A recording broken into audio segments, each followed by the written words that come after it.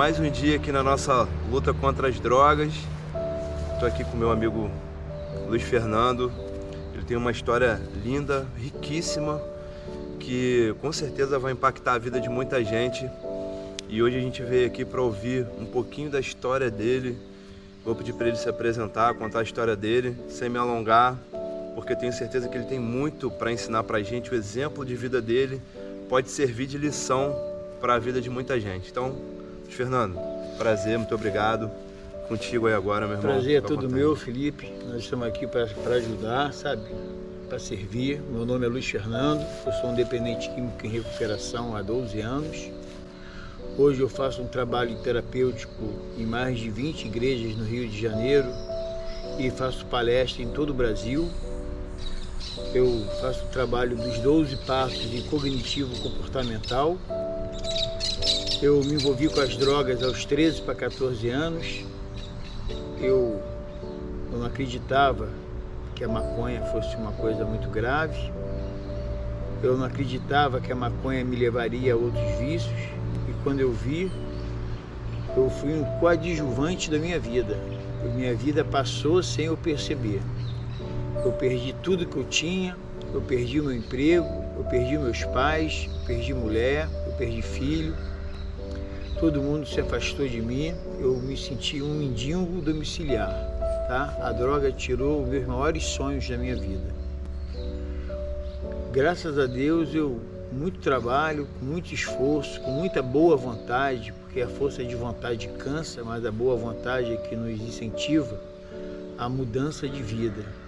Porque a dependência química é doença do sentimento, é doença do emocional. E a minha doença é genética. Eu já fui uma criança diferenciada das outras. Você disse que começou na droga com uns 13, 14 anos. Sua primeira droga foi a maconha?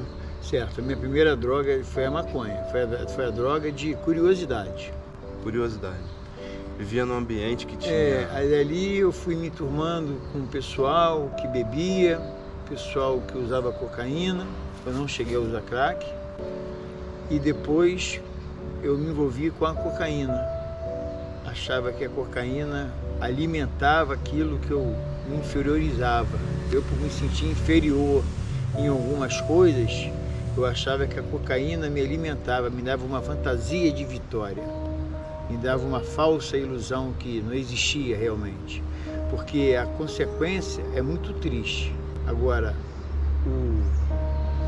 o sabor, a sensação é muito boa, mas eu cheguei a um ponto de ver que a consequência era bem maior do que a sensação. E foram quantos anos de Foram uso de 34 anos de drogadição, sabe? Me envolvi no submundo, perdi tudo que eu tinha, as pessoas se afastaram de mim, cheguei a pesar 50 quilos. Eu vou ter o prazer de mostrar a vocês algumas outras fotos minhas, como a cocaína me deixou, como a dependência química me deixou, né? Que a culpa não é da droga, a culpa é nossa, porque o mal está dentro de nós.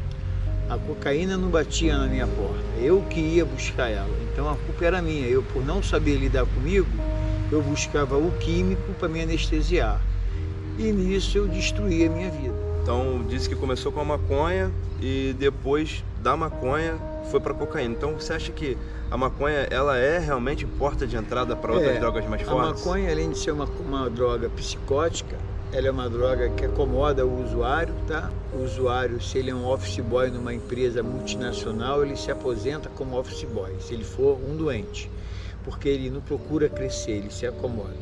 E um abismo leva ao outro. Muitas vezes você conhece pessoas que usam maconha, mas também usam cocaína e crack. E a curiosidade te leva à identificação. Eu não conhecia a cocaína, mas pela curiosidade eu me identifiquei com ela. E foi onde começou a destruição da minha vida. Minha família era uma família de classe média, era uma família que tinha bastante bens. Meu pai era bem posicionado, minha mãe, minha irmã, uma procuradora federal. E eu fui conseguindo perder tudo que tinha na vida. Fiquei num estado deplorável que um dia eu tomei um susto, sentado numa calçada, e eu olhei para o lado e tomei um susto. Quando eu tomei um susto, era com a minha foto no espelho quebrado. E eu falei, esse não é eu, não pode ser eu, onde é que eu estou? E foi quando eu fui pedir ajuda.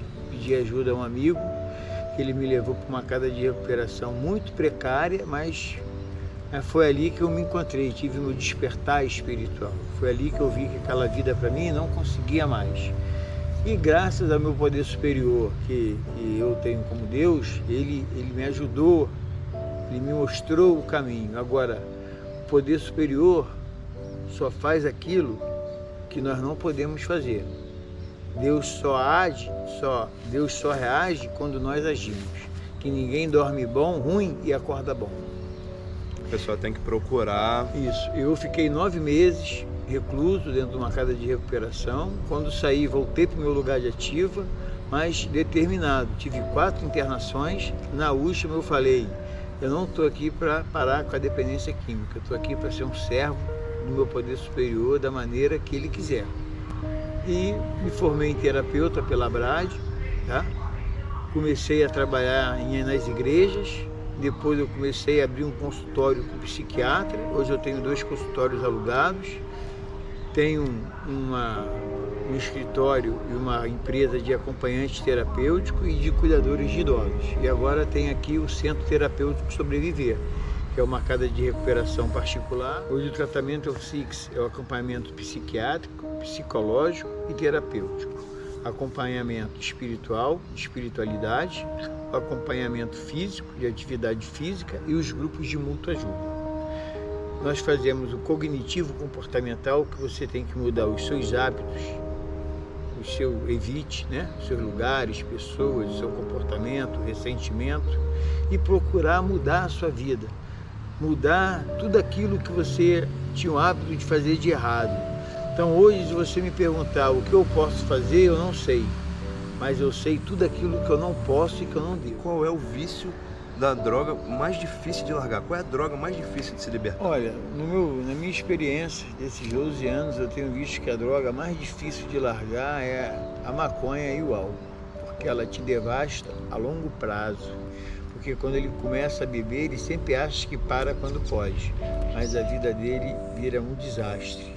E a dependência do álcool, a abstinência é muito séria, que leva até a morte, dependendo do grau da comorbidade dele e da dependência. A abstinência dela é muito forte. Ela causa o delírio trêmios, você tem alucinações assim fortíssimas. E a maconha, que você também leva muito prazo, muito longo para ser devastado. Agora, a cocaína e o crack, você hoje é um advogado, mas daqui a 2 anos você é um mendigo. Então você tem uma memória rápida do que você era e do que você é.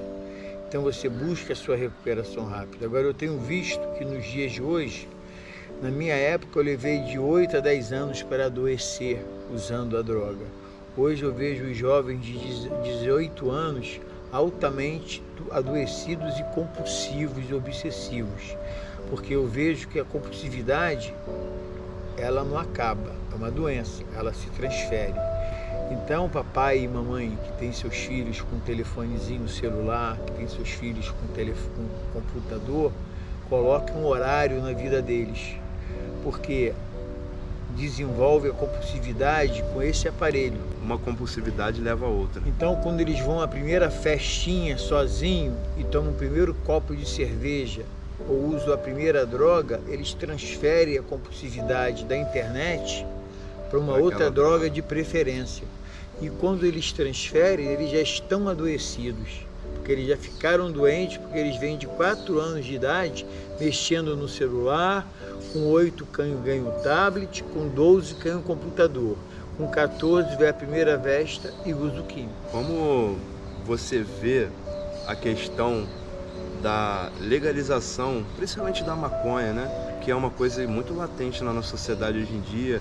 Muitos países estão indo para esse lado. Você acha que a maconha tem que ser liberada ou tem que ser banida? A maconha tem que ser banida, cara. Eu creio que a maconha, no uso medicinal, em forma de comprimido, com uma pessoa com uma doença terminal, como um analgésico, como ela realmente tem um poder medicinal em algumas coisas. Como muitas outras plantas, né? Quando você chega na Bolívia, quando você chega em La Paz, a primeira coisa que te dão é uma folha de coca para você mastigar. Por quê? Ela regula a sua pressão. Porque é um dos aeroportos mais altos a nível do mar. E a cocaína é altamente fatal. Te dão folha de coca para regular a sua pressão.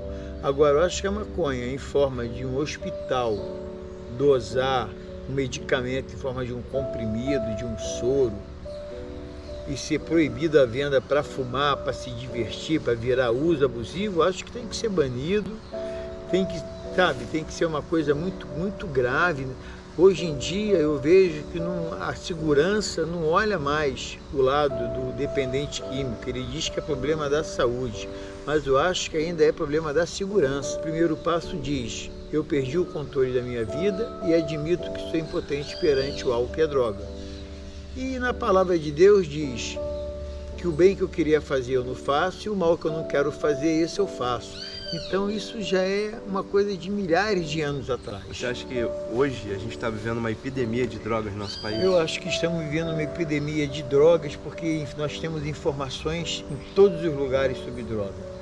E eu acho que os pais se preocupam mais em jogar um telefone celular na mão de uma criança para poder ficar brincando com o telefone dela, cruzeando, do que policiar os seus filhos e marcar um horário, em doutrinar o seu filho a saber o que ele vai ver na rede da internet, pedir a ele a senha do telefone. Se não der a senha do telefone e do computador, corta a internet. As pessoas que chegaram aqui, ao longo desses 12 anos das pessoas que você já tratou, a grande maioria, os pais fizeram uma prevenção em casa adequada ou isso não existiu, não teve? São 3 tipos de pais, de familiares que chegam aqui. São os familiares que sabem, mas não se importam. São os familiares que não acreditam que seus filhos usam e tem aqueles que fingem que não estão sabendo de nada, sabe? E querem tratar do jeito deles, porque tem a diferença entre ajudar o dependente químico facilitar a vida do dependente químico. Se seu filho é dependente químico, se ele pedir você um dinheiro para comprar uma roupa, você vai com ele no shopping, você compra a roupa, se puder você tira a etiqueta e dá a primeira lavada. Ela perdeu o valor de roupa nova para ele não fazer como moeda de droga, de troca, em forma de droga. Comprou um tênis novo, manda ele calçar na hora e arrastar o pé e sujar bastante a sola. Porque ele vai lavar aquele tênis por experiência própria. Eu botava contact nos meus tênis novos, para não sujar a sola, para no meio da madrugada eu trocar eles por drogas. Então é essa experiência que eu vejo. Então existe a ajuda e a facilitação. Eu acho que a pessoa não tem que ser punida, mas você tem que cobrar dos seus filhos um trabalho. Ele tem que organizar a sua vida, na atividade de estudo, na atividade esportiva, na atividade espiritual, mostrar ele o certo e o errado. Não é proibir falar que a maconha é ruim, porque ele vai ver o Zezinho no colégio fumando maconha e cheio de menina do lado, com uma motozinha nova, cheio de roupa de marca, e minha mãe diz que a maconha é ruim. Mas o mendigo de hoje é o Zezinho de ontem. Mostrar a consequência. A consequência do Zezinho que usava maconha, cheirava cocaína, cheio de menina bonita, cheio de roupa de marca e motinha do ano, é o mendigo que nós vemos na rua andando, pedindo um pouco de bebida, pedindo uma moedinha para tomar o próximo gole.